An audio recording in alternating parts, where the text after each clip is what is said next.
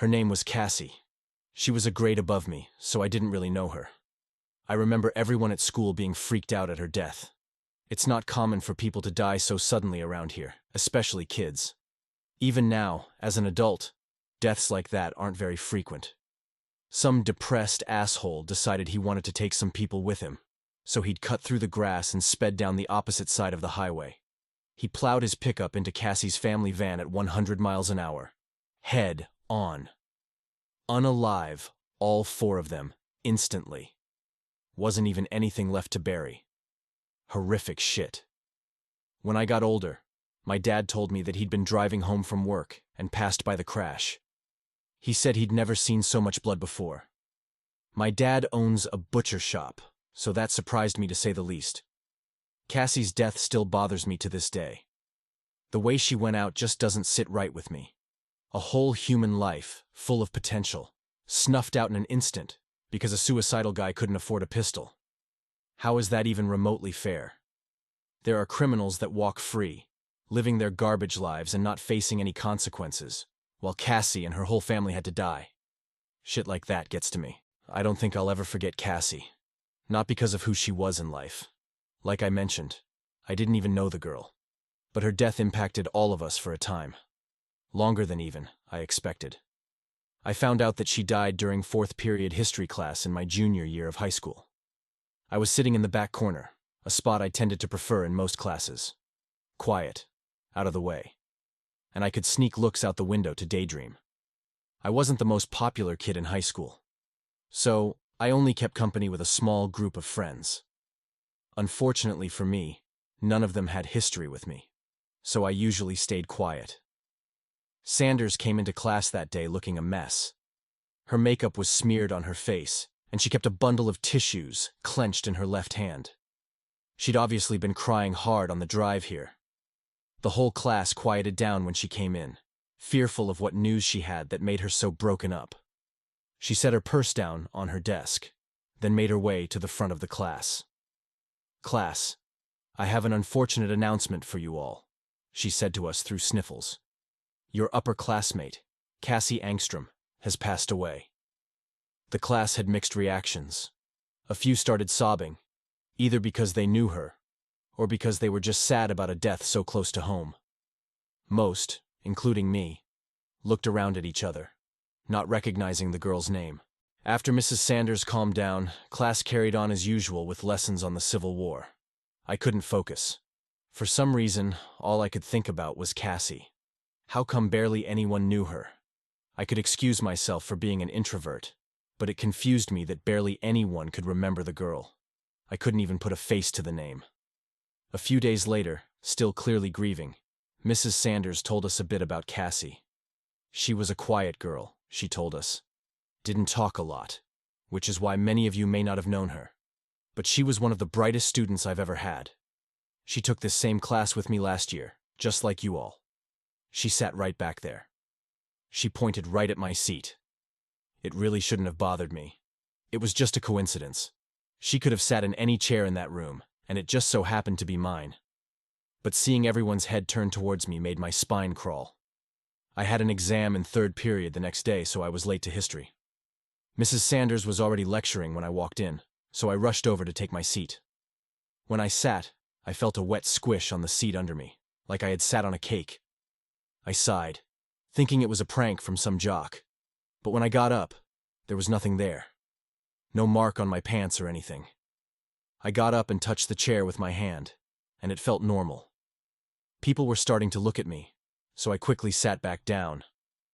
The same thing happened again the next day, a wet squish when I sat for the first time. I even stayed after class to check under the seat for something, but it looked normal. It continued to happen, but I just started ignoring it. I assumed it was something to do with how old the seat was or my pants material or something, but I didn't give it much thought. On the drives to school, I would pass by the place where the accident happened. There wasn't much money going around in my town back then, so they hadn't done the best job cleaning up the spot. There were still large red patches on the asphalt, turned dark by the sun.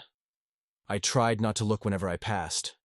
Sometime a few weeks later, I felt the wetness in a different spot this time. I was taking notes for our test that Friday, and I felt something slick and soft brush my hand. I immediately recoiled, dropping my pencil on the floor.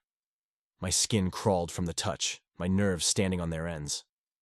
The wetness wasn't even the worst part. I had gotten used to that from sitting in the chair. It was that it was cold. Like freezing cold. And again, just like the chair, there was nothing there. I had begun thinking that I was sick or something. Like something was happening to my skin or organs that was causing these sensations. I got a checkup that weekend, and the tests came back clear. I was healthy. That next week was finals, so I stayed late at school to study.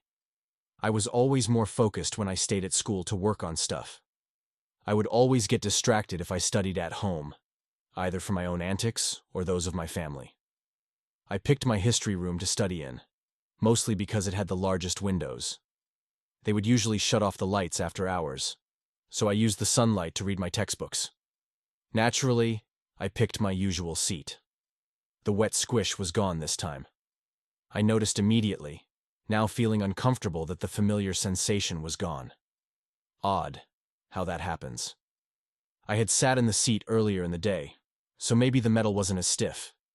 I just shrugged to myself and got out my materials. I stayed for a few hours, getting as much studying done as I could before the janitors would eventually kick me out at 9. It was around 8:30 when I felt it again, that wet brush. I jumped even harder than last time, forcibly pulled out of my flow state. My heart was racing, and I glanced around the room to see if anyone was there. Nothing. I took a few moments to calm down, breathing hard and closing my eyes. When I opened them, I saw darkness.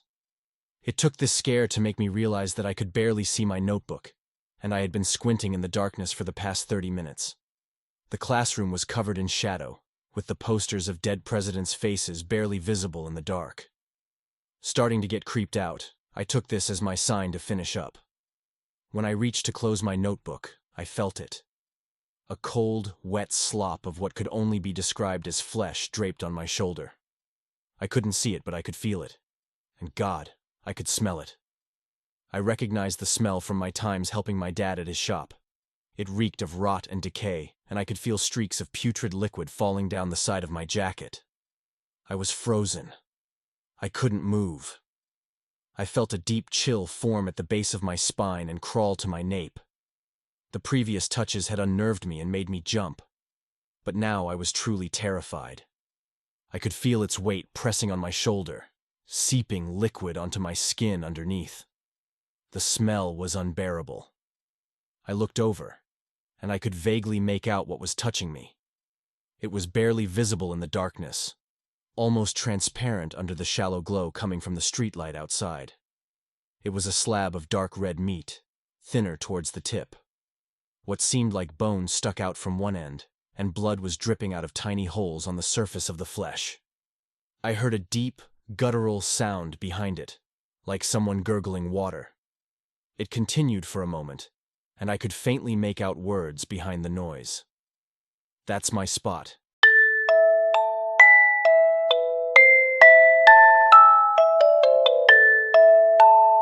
I remember my first transatlantic flight to America quite well. A little too well.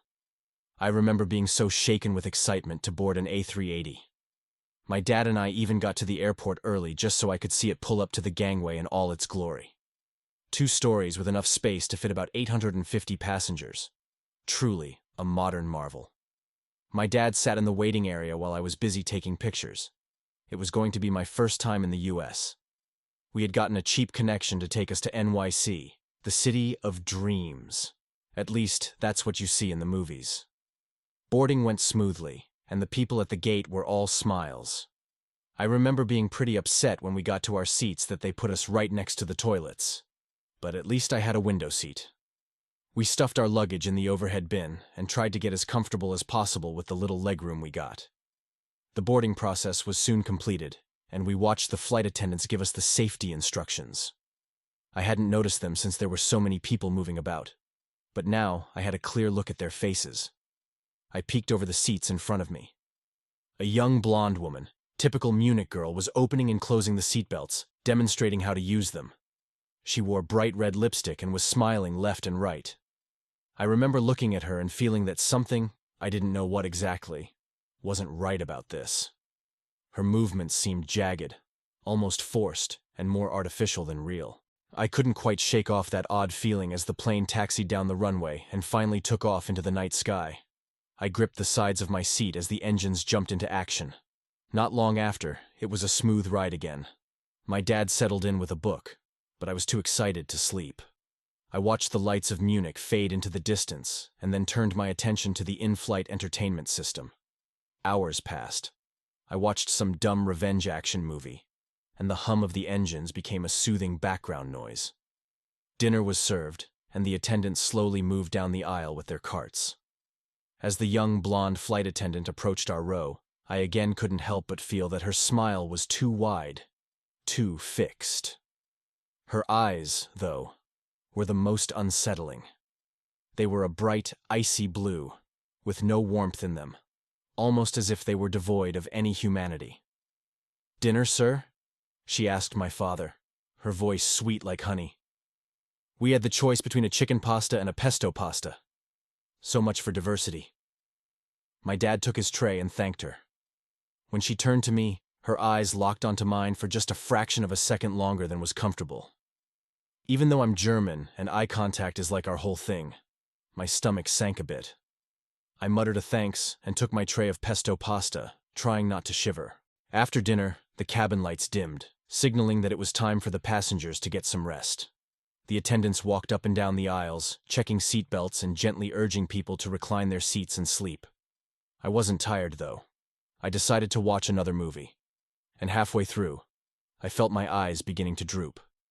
A little dazed, I glanced around and noticed something. Almost every passenger in the rows around me had fallen asleep at the same time, including my dad. Though that's kind of expected, still it was eerie, like they were all puppets whose strings had been cut. Slumped over in their chairs, some had their mouths wide open. Others were cuddled deep into their Lufthansa pillows. I felt a sudden pressure in my bladder and decided to take a trip to the bathroom. If I was going to go to sleep, it was best to take care of that first, no matter how tired I was. I carefully stepped over my dad's legs, climbed over the guy next to him, and made my way around the corner where the toilets were. The room was small and cramped, but I was grateful for the privacy at least. After I finished, I splashed some water on my face, trying to shake off the creeping feeling of unease. It was like I had taken a sleeping pill. My mind was wide awake, but my body wasn't. Two fronts fighting inside me. I washed my hands and put my hand on the door handle. That's when I heard a strange clicking sound, and something else. Really quiet. As I opened the bathroom door a crack, I could hear hushed whispers and saw movement in the aisle. Peeking out, I saw the flight attendants behaving in a way that made my blood run cold. They were not tending to the passengers or resting. Instead, they were hovering over the sleeping travelers, doing something I couldn't quite make out. Their shadowy figures scurried down the aisles, moving quickly from seat to seat. The blonde attendant was closest to me. I could make out the faint glow of her lipstick in the dimmed lights. She was just a couple of rows down from ours. Just as I tried to take a closer look at what she was doing, her head jolted around towards the bathrooms. Quickly, I retracted my head back into the room. I didn't feel safe at all. That creepy feeling I had from the start flooded my body. Inside me was a scared animal, kicking and hissing to not go outside under any circumstances. I hit the light switch to turn it off. If I was going to see what was going on, what they were doing to everyone, and what they were going to do to my dad, I had to be careful. I stuck my head back out more carefully this time. There she was again. She had cleared a row and was now closer to me. I squinted my eyes. She reached into her pocket and pulled out a small metallic device that looked like a standard pen. She placed it against the temple of a sleeping man and pressed a button on the back of it. A faint glow emitted from the device, and the man twitched slightly but didn't wake up. A strange silver glow flowed from the man's head straight into the pen. The attendant's smile grew wider, more grotesque, as she lifted the pen up to her mouth, pressing the button again. The device released what it had captured moments ago into the flight attendant's mouth as she visibly contorted with joy. Then she snapped back and quickly moved on to the next passenger, repeating the process. I ducked back into the bathroom, my heart pounding in my chest. What were they doing? Harvesting something? It didn't make sense, but these attendants were extracting something from the passengers, I was sure of it. Summoning all my courage and holding my breath, I peeked out again, hoping to get a clearer view of anything. Maybe I was hallucinating what I had seen. At least that's what I hoped. What I saw next made me gasp, and I nearly lost my balance. The attendants' appearances were changing as they got closer to the back of the plane. Their skin began to ripple and shift, revealing an almost translucent texture beneath that was slightly glowing in the dim lights. They transformed right in front of me. I could see it happening to the blonde flight attendant and the other shadowy ones further back. Their features elongated and distorted, eyes growing larger and more luminescent. Their hands sprouted additional fingers, long and thin, with sharp, claw-like nails. The transformation was horrifying. They no longer looked remotely human. These creatures, these things, were harvesting something from the passengers, something vital to them. I pulled back into the bathroom, trying to steady my breathing. I had to do something, maybe warn someone. But who would believe me? Everyone was sound asleep. And what could I or they possibly do against these monsters? My mind raced as I tried to come up with a plan. I was sweating profusely. Suddenly, there was a soft knock on the bathroom door. "Is everything all right in there?" It was the blonde attendant's voice, but now it didn't sound sweet anymore. It was distorted, almost like two voices speaking in unison. My blood turned to ice as I realized they knew I was awake. I'm fine, I stammered, trying to keep my voice steady. Just needed a moment. "All right," she replied, her voice dripping with false sweetness like a honey trap. "If you need anything, just let us know." I heard her footsteps retreating and knew I didn't have much time. I had to get back to my seat and somehow wake my dad. In the time I had contemplated what to do, they must have already extracted whatever they needed from everyone, including my dad. Still, I thought that maybe together we could figure out what was happening. It was my only hope.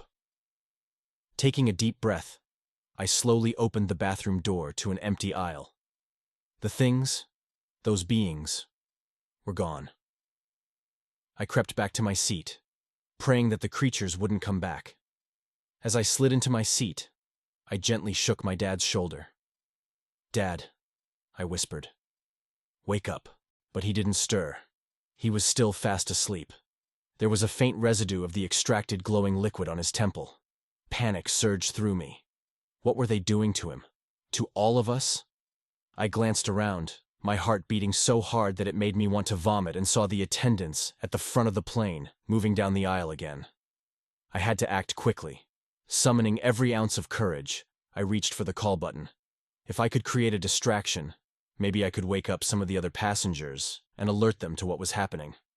Scared shitless, I waited for someone to notice the light above my row. Heavy steps moved towards me until they stopped right where we sat. I looked up in terror to see the blonde attendant standing over me, seemingly returned to normal. "Are you okay, sir?" she asked, a kind and caring smile on her face. My mind raced. What the hell was I going to say? Calculating the outcomes of this conversation, I instinctively settled on the best for all of us. "I'm fine. I just wanted to see if you had any water for me. My throat is really dry." "Of course, sir. I will be right back." We soon landed in Boston. For the rest of the flight, I just sat there staring into the black mirror of the screen in front of me. I didn't understand what I witnessed, and I still don't to this day. My dad woke up just as we landed, and he seemed well rested. When we left the plane, the lead flight attendant smiled wide and wished us a good time in America. I could have sworn there was a faint silvery glow in her eyes. As for our time in New York, it was incredible. My dad was severely jet-lagged, but I was just fine. So I went out early to walk around Central Park and have breakfast sandwiches at a deli around the corner almost every day. The flight back and all flights I've taken after that were fine. Nothing strange ever happened, although I didn't sleep for a second on any of them. I still can't wrap my head around it. Has anyone ever noticed anything like that on their transatlantic flights?